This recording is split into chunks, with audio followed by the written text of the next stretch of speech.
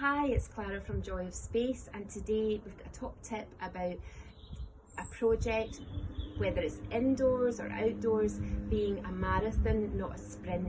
So you can see this fence, there's a lot of fencing, and behind it's a wooden play structure. The first priority was getting that painted, and after that I started on the outside of the fence because that gives me a lot of pleasure when I'm approaching my house to see that, and it's weatherproofed. And if you follow me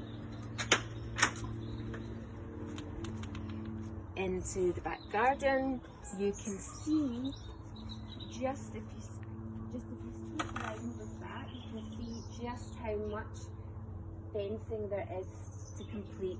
So yeah, start at a place that makes sense to you, that's your priority.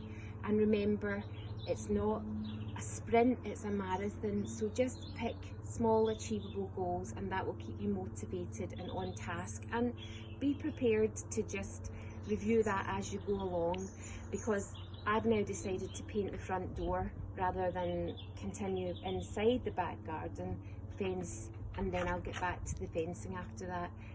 Thanks.